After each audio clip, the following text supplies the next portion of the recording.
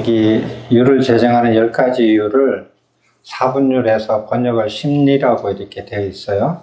심리라고 되어 있는데 10가지가 사분율에서 여러 가지로 이렇게 번역이 되어 있는데 빨리 율장하고 달라요.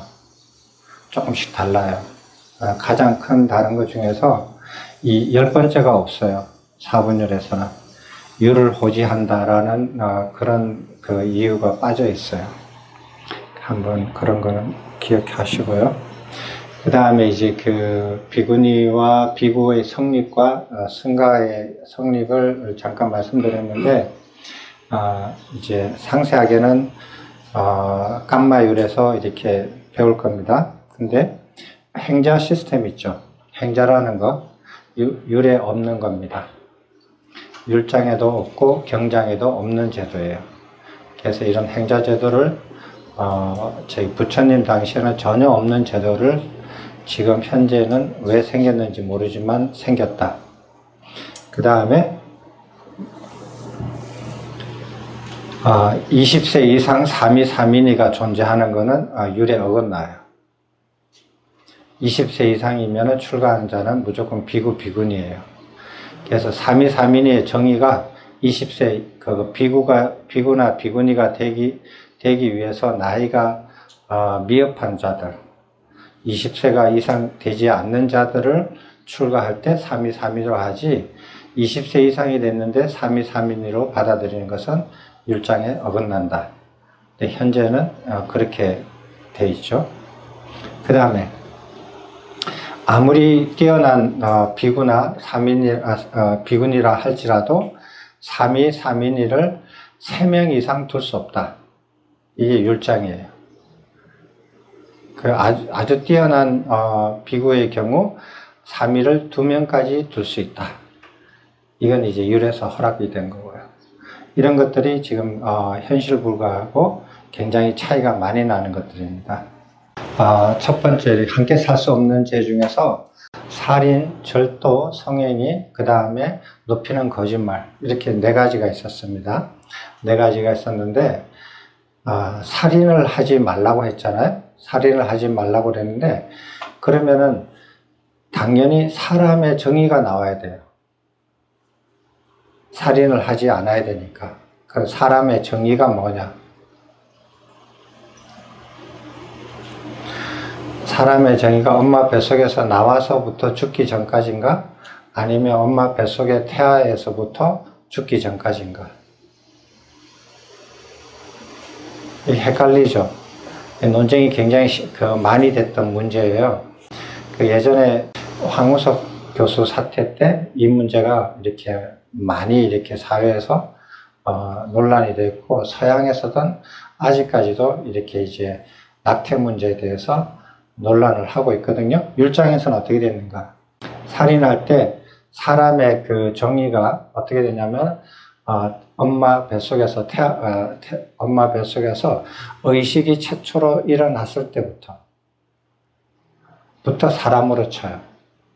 그래서 그걸 태아라고 그러더라고요. 태아 이전에는 이렇게 분열하는 단세포에서 분열하는 그 과정에서는 의식이 생기지 않고, 태아로 이제 사람 몸을 다 갖추면은 그때부터 의식이 생길 수 있다. 그래서 그거를 이렇게 태아라고 하는데, 아기를 가지고 난 다음에 태아가 형성되는 몇 주 이후부터는 이렇게 낙태를 하면 그게 율장에 의해서는 살인이 돼요. 그래서 어떤 이제 임신부가 와서 스님한테 이 애를 이렇게 없애려면 어떻게 합니까? 제가 원하는 임신이 아닙니다. 가르쳐줘요. 가르쳐줘가지고 그 임산부가 그렇게 스님이 가르쳐준 대로 낙태를 했어요. 그럼 스님이 살인죄가 되는 거예요. 그 정확하게 이렇게 율장에 나와 있습니다. 읽어보시면 다 사례가 나와 있거든요. 그래서 살인의 정의가 그렇습니다. 그러면은 이렇게 살인이라 그랬는데, 살인은 2가지가 있어요. 내가 남을 죽이는 거, 그 다음에 내가 나를 죽이는 거. 그죠? 이렇게 타살이 있고 자살이 있어요. 여기서 살인은 자살 포함이 된다, 안 된다? 타살은 분명히 살인일 거예요. 네, 문제는 자살이에요. 자살이 살인에 포함이 된다? 안 된다? 된다, 손 들어보세요. 안 된다, 손 들어보세요. 안 된다, 손 들어보세요. 예. 예, 발목이 튼튼하신 분입니다. 그 율장에서는, 사회에서는 어떻게 보는지 몰라요. 율장에서는 타살만 살인으로 취급한다. 타살만 살인으로 취급하고 자살은 살인으로 취급하지 않는다. 됐습니까? 그래서 근데 이제 타종교에서 보면은 자살도 살생으로 봐요. 살생으로 보는 이유가 있거든요. 그 개념이 달라서 그래요. 그 신이 창조한 생명인데 신의 뜻에 거역해서 자기가 남을 죽이든 나를 죽이든 신이 만든 그 생명을 죽이는 것 자체가 이제 이렇게 반대하는 거죠.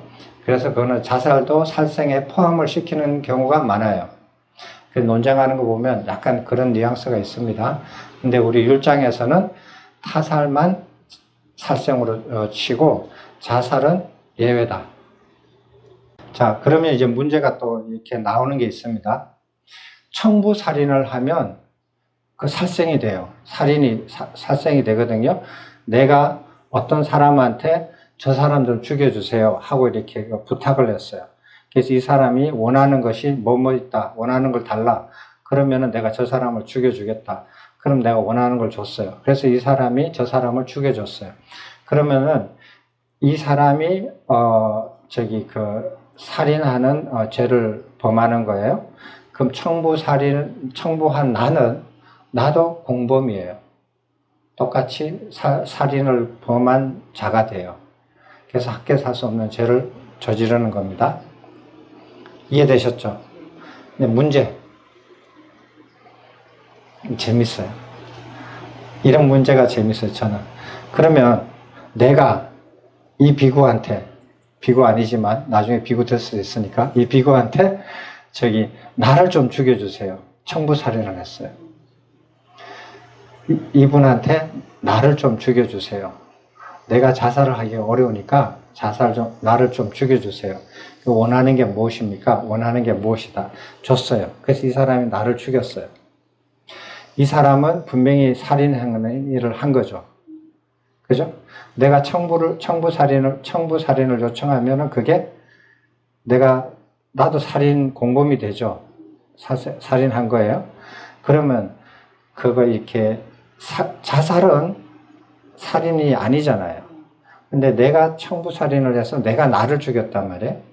그럼 내가 죽을 때, 내가 임종을 해서 목숨이 탁 넘어가는 순간에 내가 이 죄를 지은 채로 죽은 것인가, 이 죄를 짓지 않고 죽은 것인가, 유죄로 죽은 것인가, 무죄로 죽은 것인가? 질문. 됐죠? 예, 공부하는 게 아주 재밌습니다. 이 질문 드리는 거예요. 자, 그래서 낙태를 도와주면은 태아가 의식이 있을 수 있는 그 기간이 지나서 낙태를 이렇게 하는데 도움을 주면은 살인행위다. 율장에는 그렇게 되어 있습니다. 사회에서는 어떻게 되는지 모르지만. 자, 그러면은 아까 전에 말씀드렸잖아요. 그 청부살인, 그 다음에 이렇게 하는데, 그럼 아까 이 질문이 어디에 적용이 됐냐면 사회의 존엄사 문제에 있어요. 어떤 사람이 내가 죽고 싶다 이거야. 근데 우아하게 죽고 싶다. 내가 자살을 하기는 어렵고. 그런데 우리나라에서는 존엄사가 인정이 안 돼가지고 유럽 어느 나라에 가서 돈을 들고 가가지고 신청을 해서 서류 다 도장 찍고 이렇게 약속을 해서 이제 내가 원하는 방식으로 죽어요. 존엄사라고 그러잖아요. 이것도 청부살인이거든요. 그럼 존엄사를 도와주는 그 사람은 살인행위를 했어요. 그죠? 그래서 존엄사를 해서 내가 죽는 나는 유죄로 죽는 순간 유죄일까? 무죄일까? 이 율장에서 보면 존엄사 이렇게 하는 것도 사회법으로는 동의가 돼 있지만 살인이 아니지만 율장의 입장에서 보면 살인 행위가 돼요. 그래서 그 율장하고 현실법하고 좀 다른 면이 있다. 이렇게 어떻게 다른가 그런 것들도 한번 짚어보실 필요가 있어요. 살인이 아주 복잡해요. 생각보다 단순한 문제가 아니에요. 제가 이렇게 그거 처음에 출가해가지고 이렇게 뭔 모를 때 아무것도 몰랐을 때 앞선 스님들이 했던 것을 그대로 다 열심히 하면은 중로로 잘하는 줄 알았었던 때가 있었어요. 그때는 열심히 했어요. 부지런히 열심히 했는데, 그래서 이렇게 한 번은 이렇게 신도님들을 이렇게 접했을 때 모든 신도님들의 집안 내력을 다 정리를 해줬어요. 한 사람 한 사람씩. 그 정리를 해줬는데 어떤 집은 제가 이렇게 그렇게 하면서 느낀 게 뭐냐면, 어떤 집안도 죽은 자가 더 많지 산자가 더 많은 집안은 정말 드물구나. 자기 집안에. 그리고 물론 이렇게 4대, 5대, 6대 이렇게 하면은 죽은 자가 훨씬 많죠. 모든 집안에. 그런데 이렇게 자기 1대, 2대, 3대까지만 딱 치면은, 예를 들어서 내가 이렇게 30살이다. 그럼 아버지 살아있고, 할아버지, 할머니도 살아계시고, 그럼 2대잖아요? 3대까지 치면은, 3대 다 치고, 그 다음에 자기 자식들 이렇게 다 치고 나면은, 죽은 자들이 훨씬 많아요. 보통 집안에. 근데 산 사람이 더 많은 집안을 한 집안을 봤어요. 그 집안 굉장히 좋은 집안이었거든요. 그래서 그렇게 다 조사를 해보고 죽은 사람이 어떻게 죽었는지를 다 조사를 했어요. 아는 데까지 다 물어봐 오라고 할아버지 할머니한테 다 물어봐 가지고 어떻게 죽은지 다 기록을 해봤어요. 해보니까 진짜 좋게 죽은 집안이 드물더라고요. 근데 놀라운 거는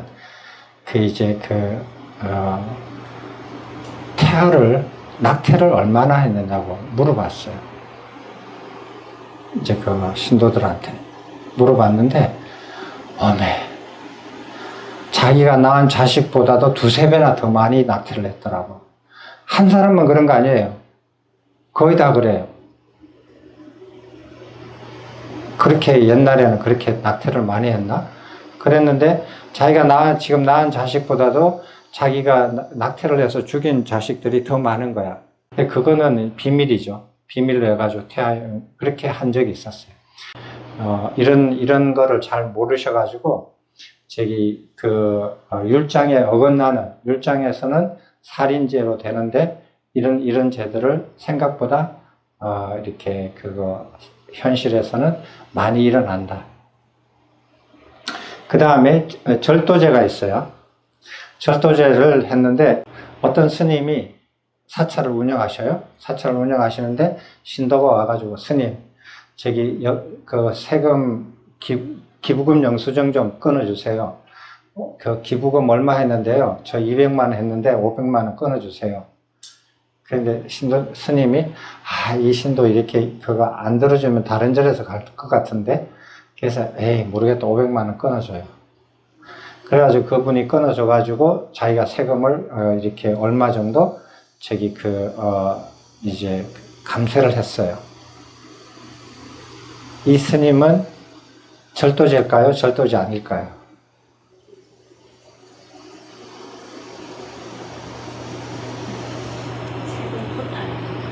세금 포탈은 절도죄예요? 절도죄 아니에요? 절도죄예요? 확실해요? 읽으셨구나. 그죠? 율장 읽으셨죠? 어쨌든 세금 포탈하면 잡혀가잖아요. 나라에서. 세금을 포탈하는데 기부금 영수증을 이렇게 부풀려서, 사실과 다르게 부풀려서 이렇게 해서 상대가 세금을 포탈하게끔 만들면은, 그러면은 공범이 돼요. 공범이 돼서 이 사람이 그 세금 포탈한 사실이 드러나가지고 감옥에 가서 구금이 된다. 이 정도로 포탈이 됐다라고 하면은 스님도 절도죄에 들어가서 함께 살 수 없는 죄를 범하는 거예요. 그래서 그런 거 절대로 하시면 안 돼요. 그런 신도들은 그 신도들 하나 이렇게 그거 이렇게 어떻게 하려고 하다가 같이 이렇게 율장에서 보는 함께 살 수 없는 죄를 공범으로 같이 이렇게 저지르는 게 되면 안 됩니다.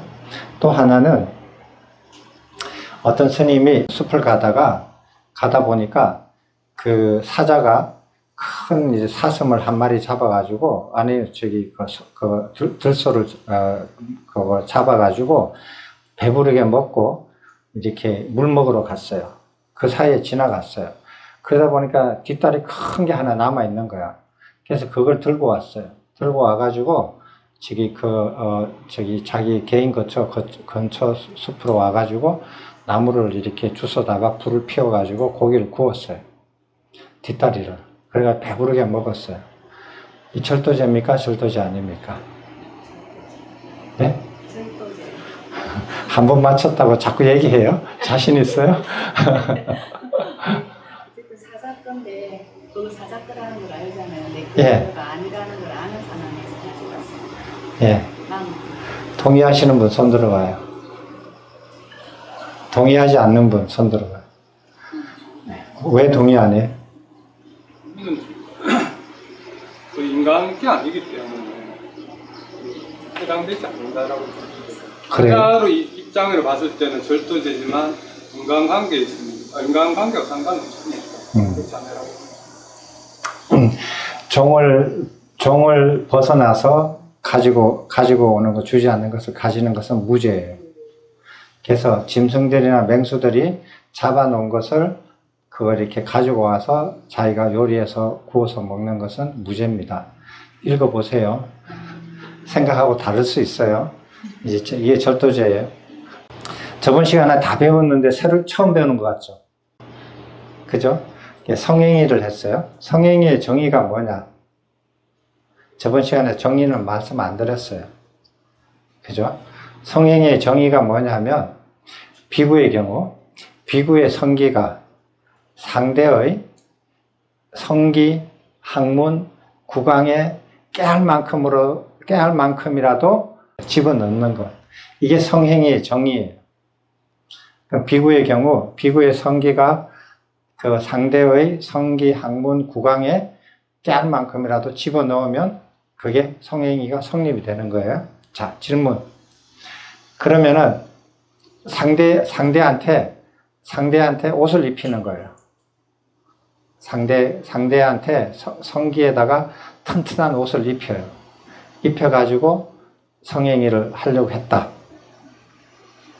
그러면 정의에 의해서 그 비구의 성기가 상대의 성기나 학문에 들어가지 않아요. 깨알만큼도.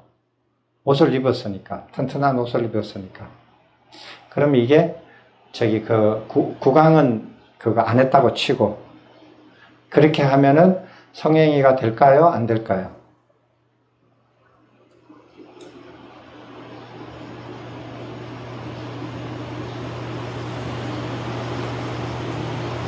아까 정의에 따르면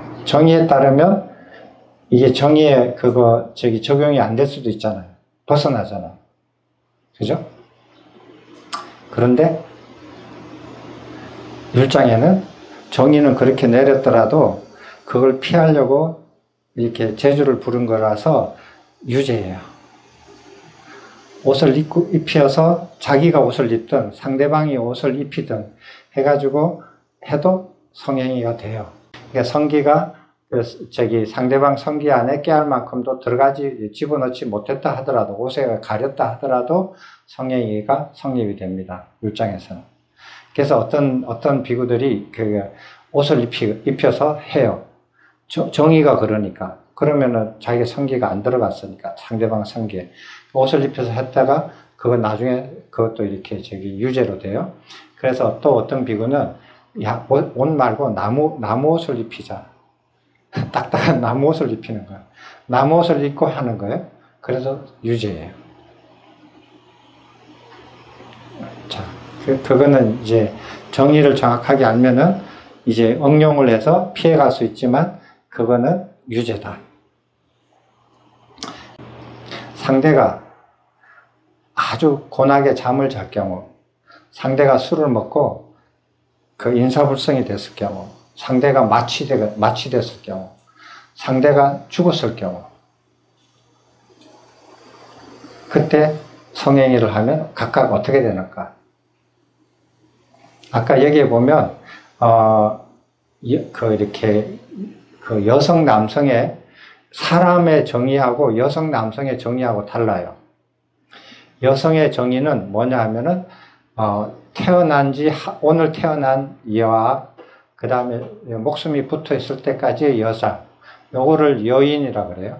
남성은 오늘 태어난 남자아이부터 시작해서 목숨이 붙어 있는 까지의 남자를 남성이라 그래요. 인간은 엄마 뱃속에서부터 태아서부터. 왜?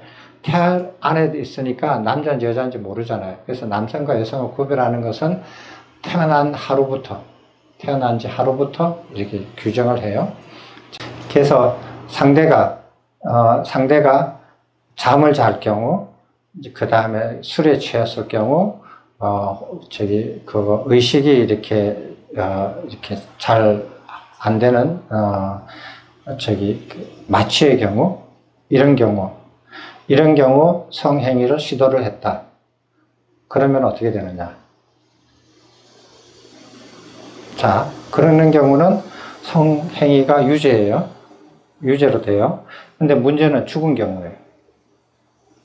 죽었단 말이에요. 죽으면 여인이 아니잖아요. 여인의 정의가 태어난 지 하루 된 여아부터 시작해서 목숨이 붙어 있는 여성까지. 그럼 목숨이 끊어지면은 그때부터는 여인이 아니거든요. 여인이 아니잖아요. 그럼 시체자잖아요. 그러면 시체하고 성행위를 하면 어떻게 되는가? 유죄? 무죄? 유죄? 무죄? 예. 자, 시체라고 해서 다 유죄는 아니에요. 이제 두 가지로 나눠요. 시체가 모양이 갖춰져 있을 경우는 유죄.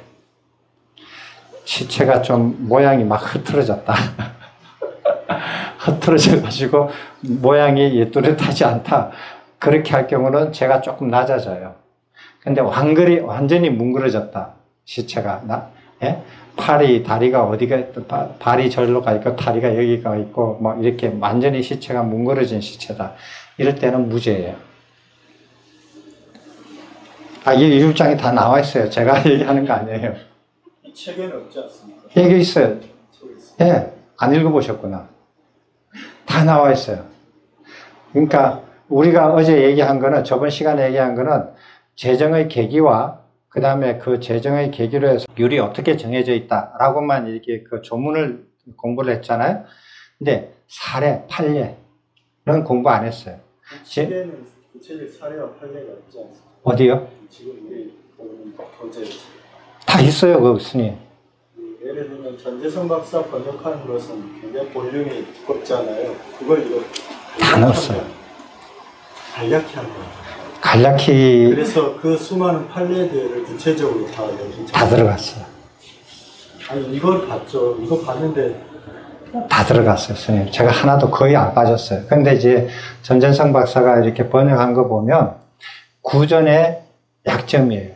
이제 성행위에서 예를 들면은 여성이 술에 취했을 경우, 여성이 술에 취했을 경우는 이렇게 비구가 어쩌고 이렇게 하면은 유죄 됐죠? 그 많은 페이지가 설명이 엄청나게 상세하게 되어 있어요. 그 다음에 뭐냐면 술이 아니고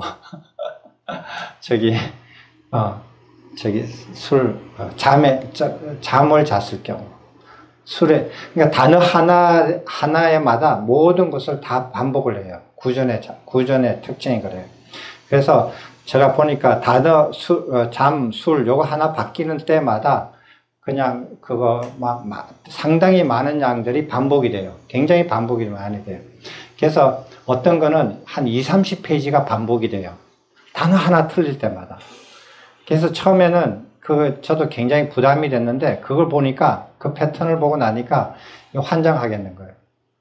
그래서 저는 이렇게 잠, 술, 콤마 하나, 잠, 술 이렇게 하면은 벌써 그 수 페이지가 반복되는 게 다 이렇게 줄어들어요. 그래서 그리고 상대가 남성, 여성, 그 다음에 중성, 양성 이렇게 네 가지가 있거든요. 성이 네 가지가 있고 대상이 축생, 인간, 그 다음에 비인간 이 세 가지가 있어요. 그럼 4 곱하기 3 12가지예요. 12가지를 다 써요. 그거를 잠 하나에 대해서. 그러니까 그거 보면 환장해요. 그래서 이렇게 문헌으로 이렇게 이렇게 이해를 할 때는 그 12가지를 모든 것을 반복할 필요가 없거든요. 그냥 그 사람의 성의 경우 양성, 남성, 여성, 양성, 중성 뭐 이렇게 네 가지가 있다. 그 각각마다 축생, 인간, 비인간 이 세 가지가 있다. 그래서 모든 12가지에 모두 다 적용이 된다. 이렇게 하면 끝나는 거 아니에요. 근데 그걸 반복해서 계속 하는 거예요. 그래서 거기서 다 이렇게 거의 뭐 이렇게 좀 탈진이 많이 되죠. 특히 굉장히 반복이 심합니다. 그래서 저는 그 사례나 판례 중에서 거의 다 빠뜨리지 않았어요. 제가 거의 다 빠뜨리지 않았는데 거의 다라고 말씀드리는 거는 후대에 변형된 것들은 빠뜨렸어요. 완전 삭제를 해버렸어요. 네, 그런 거는 삭제를 해버렸고 잘못된 것들은 이렇게 삭제를 해버렸지만 옳게 전송된 내용에서는 제가 뭐라고 그걸 왜 빠뜨리겠어요. 그럼 제가 이렇게 어떤 판례는 빠뜨리고 어떤 판례는 안 빠뜨리고 하는 그런 권한이 나한테 없잖아요. 또 그렇게 해서도 안 되고. 한번 비교해 보십시오, 선생님. 비교해 가지고 만약에 그거 이렇게 빠뜨린 게 있다. 판례에서 이 빠뜨렸다. 그 사례에서 이거는 빠뜨렸다. 이 사례는 넣고 이 사례는 빠뜨렸다. 하는 게 나오면 저한테 알려주십시오. 제가 졸면서 했다거나 잘못했다거나 무슨 이유가 있을 거예요. 그럼 제가 고치겠습니다. 잘못된 거 있으면. 한번 보세요. 자, 그 다음에 성행위를 이렇게 이제 지금 사례와 판례를 보는 거예요. 그래서 시체하고 이렇게 성행위를 하더라도 문제가 돼요. 그거는 정의에 어긋나거든요. 벗어난 범위거든요. 벗어난 범위지만은 의도를 가지고 했기 때문에 의도를 더 중요시 봐요. 제가 보기에는 이제 그렇게 해서 이제 성행위를 했어요. 좀 전에 그 형체가 불완전한 죽은 사람과 하는 것은 죄가 되지 않는다 했는데 그 부분을 본 적이 없어요. 형체가 완전히 이렇게 붕괴된 시체하고는 죄가 안 돼요. 그 부분은 여기 나와 있습니다. 한번 보십시오. 그리고 형체가 온전한 시체, 형체가 조금 어그러진 시체, 그 다음에 시체가 완전히 어그러진 시체. 제가 잘못 이해할 수도 있어요. 기억할 수도 있어요. 저도 한번 점검해 보겠습니다, 선생님.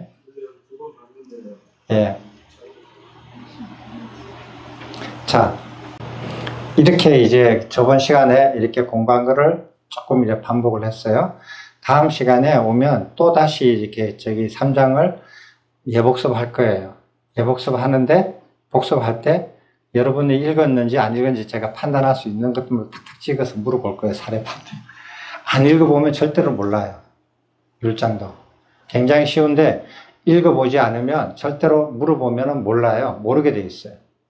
그래서 반드시 공부해 보셔야 됩니다. 오늘은 두 번째 시간입니다. 두 번째, 승가의 처벌을 받는 죄예요. 옛날 사람들은 승잔죄 뭐 이렇게 번역을 했거든요.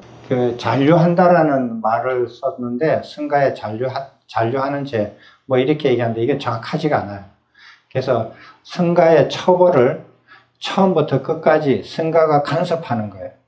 죄를 저지르면 그 순간부터 죄를 완전히 벗어날 때까지 승가가 계속 간섭을 하는 죄거든요.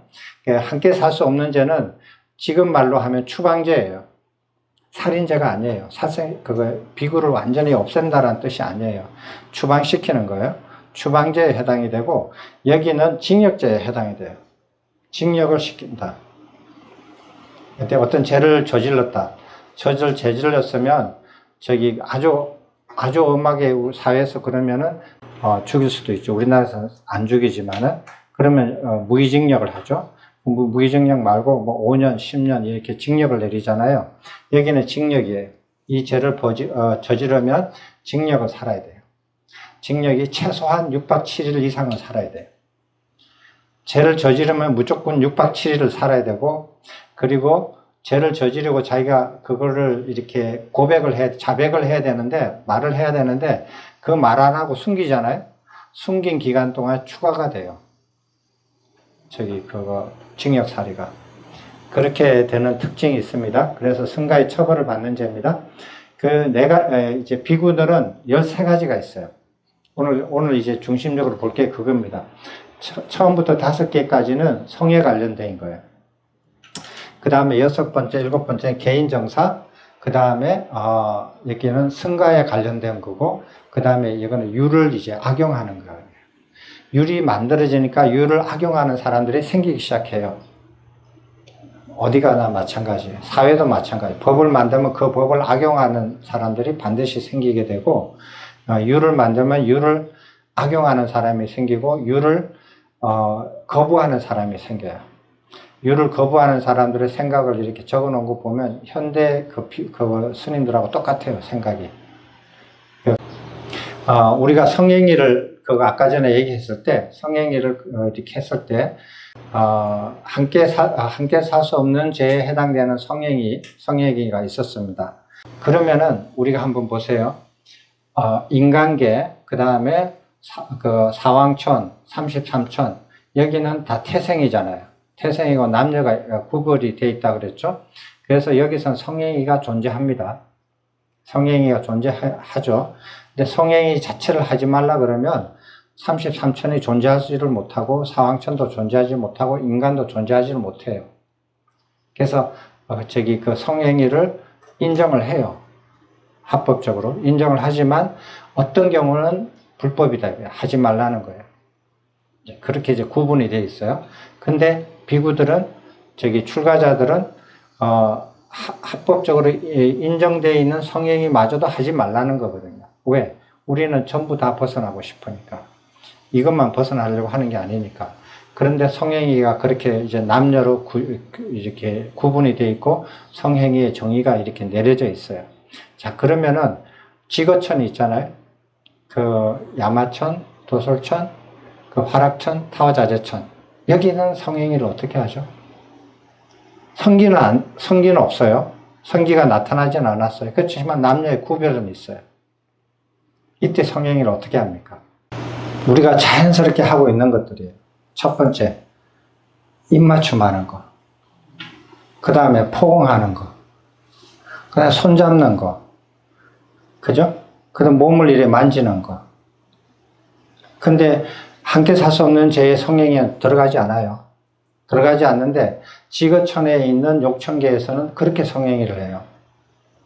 자, 그 몸을 만지고 그거 이렇게 만졌다. 그 다음에는 뭐를 해요? 그거보다 더 올라가면은 어떻게 하느냐? 몸은 만지진 않아요. 그렇지만 같이 놀아요. 같이 춤추고 같이 노래 부르고 같이 여행 다니고 그렇게 해서 성행위를 해요. 거기서 조금 더 올라가면 어떻게 해요? 같이 어울리지도 않아요. 어울리지도 않지만 같이 이렇게 뭐라 그러나? 뚫어지게 쳐다봐요. 쳐다보고 소리를 듣고 이게 성행위예요. 남성이 여성을, 여성이 남성을 뚫어지게 쳐다보면 그게 성행위가 돼요. 맨 위에 올라가면. 그래서 그 지거천에 해당되는, 네? 공거천. 예, 공거천이죠. 제가 이렇게 오락가락 합니다. 공거천.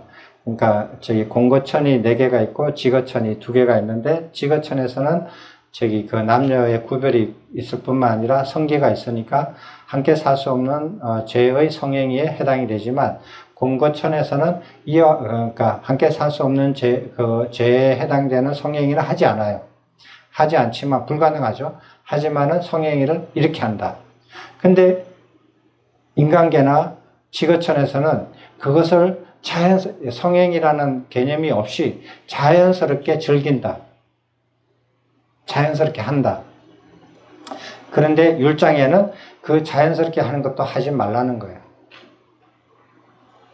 그래서 개만 지키는 사람들하고 율장을 지키는 사람하고 차이가 나요. 여기서부터. 그래서 이렇게 율장을 자세히 읽어보면, 경장도 보충해서 읽어보시면, 출가한 비구들이 여성을 많이 쳐다보는 그런 일이 생기지 않게 살아요. 많이 쳐다보는 것도 못하게 되어 있어요.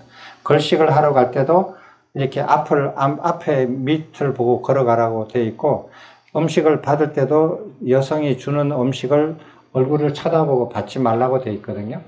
그러니까 왜? 쳐다보는 그게 저기 공거천에서는 성행위에 해당되니까. 됐죠? 그래서 우리가 지금 비구니 스님하고 저가 서로 마주보면서 강의하면 안 되는 거예요. 이것도 저기 공거천에서는 성행위에 해당이 돼요. 근데 이렇게 섬세한 것까지 율장에는 다 들어가 있어요.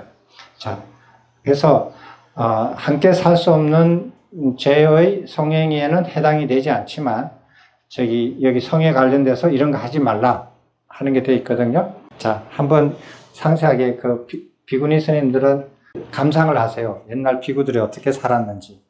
비구 95페이지입니다. 몽정을 제외하고 의도적으로 정액을 사정한다면 성가의 처벌을 받는 죄를 범하는 것이다. 그 다음에 욕정으로 여인의 몸을 어디든지 접촉하면 성가의 처벌을 받는 죄를 범하는 것이다. 그 다음에 욕정으로 여인과 음담패설을 하면 이렇게 되어 있어요. 음담패설을 옛날에 어떻게 했는지 한번 읽어볼게요. 옛날에도 이런 걸 했었구나라는 게 보여요. 자매여, 그대는 신심이 깊은데 어찌 남편한테는 주어도 나한테는 주지 않는가? 존자여, 무슨 말씀입니까? 그대의 성기 말입니다. 이렇게 옛날에 했대요, 말을. 그 다음에 자매여, 그대는 신심이 깊은데 어찌 최상의 보시를 나에게 주지 않는가? 존자여, 무슨 말입니까? 그대의 성기 말입니다. 이렇게 대화하면 성가의 처벌을 받는 죄를 범하는 거예요. 근데 요거보다 약간 그거 조금 낮게 말을 하는 경우가 있어요. 비구니가 이렇게 반대편에서 길을 와요. 그래서 비구가 말을 걸어요. 그대의 길이 비어서 나오는 것입니까? 이렇게 비구가 물었어요. 비구니가 이렇게 대답해요. 비구여, 그럼 그대가 나의 길에 들어오겠어? 이렇게 대답을 하면 이건 미수죄예요. 직접적으로 표현을 안 했거든요. 그래서 미수죄. 그 다음에 또 이런 거예요. 붉게 물들인 옷을 입고 있는 여인에게 그대의 붉은색으로 물들였어? 이게 무슨 말인지 알죠? 그대의 붉은색으로 물들였어? 그러니까 우바이가 이렇게 대답했어요. 그렇습니다, 존자여. 새롭게 물들인 옷입니다. 이렇게 대답하거나, 이렇게 하면은 이건 실수죄예요. 이렇게 급이 좀 낮죠. 자, 거친들, 털로 짠 옷을 입고 있는 여인에게 그대의 털로 짠 것이요? 그렇습니다, 존자여. 새롭게 짠 옷입니다. 이렇게 하면은 이거는 좀 정확하지가 않잖아요. 이게 사실일 수도 있고, 그거 음담패설에 조금 들어갈 수도 있고, 이렇게 하면은 실수죄. 그 다음에 밭에 씨를 뿌린 여인에게 그대는 씨를 심었어? 그렇습니다, 존자여. 씨를 뿌렸습니다. 이러는 경우 이제 그거 실수죄가 돼요. 이런 식으로 그거 음담패설을 하는 경우에, 자, 음담패설을 할 때 이제 그거 강도가 이렇게 달라요. 성기나 학문에 대해서 직접적으로 표현하면서 음담패설을 하면 여기 그 성가의 처벌을 받는 죄. 그런데 성기나 학문을 빼고 여기 어깨 밑으로, 목 밑으로, 그다음 무릎 위에 신체 부위를 가지고 음담 폐설을 하면 조금 낮아요. 벌이. 그 미수제. 그 다음에 무릎 밑으로, 목 위로의 신체 부위를 가지고 음담 폐설을 하면 그거는 실수제. 그 구분이 아주 정확하게 나와 있어요. 자, 성상납을 찬탄하는 거는 무슨 소린가 한번 보세요. 2.4 욕정으로 여인 앞에서 성상납을 찬탄하면 그게 어떻게 하는가. 자, 예를 볼게요. 존자여, 저는 어떻게 하면 임신할 수 있습니까? 저는 어떻게 하면 아들을 낳을 수 있습니까? 저는 어떻게 하면 남편의 사랑을 받을 수 있습니까? 저는 어떻게 하면 매력적일 수가 있습니까? 저는 무엇을 보시할까? 무엇을 보시할까요? 저는 존자에게 무엇으로 봉사할 수 있습니까? 저는 어떻게 하면 천상에 태어날 수 있습니까? 이렇게 물어봐요. 우바이가. 그러면 이제 비구가 이렇게 대답합니다. 성행입니다. 그대의 몸입니다. 이렇게 답하면 성가의 처벌을 받는 죄를 범하는 거예요. 됐죠? 이제 이렇게 해서 성상납을 이렇게 찬탄하는 거예요. 그렇게 하는 겁니다.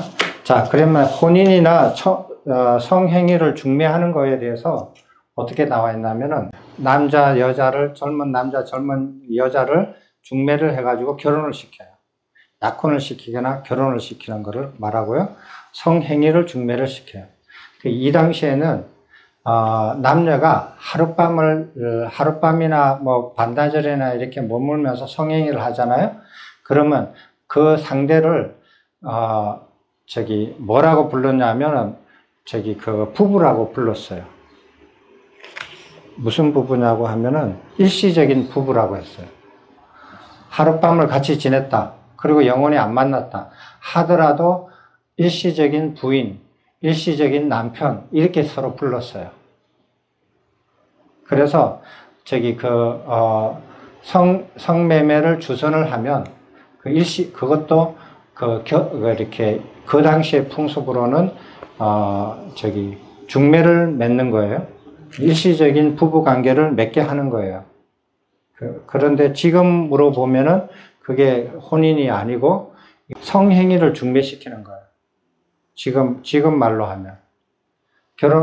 일시적인 하룻밤만 이렇게 이렇게 부부 관계를 갖게끔 중매를 해주면은 그 당시에는 그것도 중매라고 했는데 지금 표현으로는 성행위를 중매하는 거지 그냥 중매한다라고 할 수 없죠.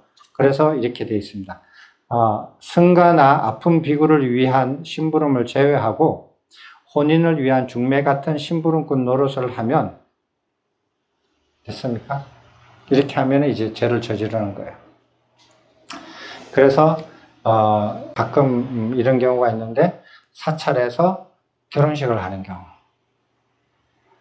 사찰에서 결혼식을 하고 스님이 가서 이렇게 주례를 봐주는 경우, 혹은 사회에 나가서 스님이 나가서 주례를 봐주는 경우, 이쯤 이 죄에 걸려요. 그러니까 그 사람들이 전혀 이제 지각을 하지 못하고 있거든요. 그거 좋은 일이라고 생각하는데 율을 어기는 겁니다. 자.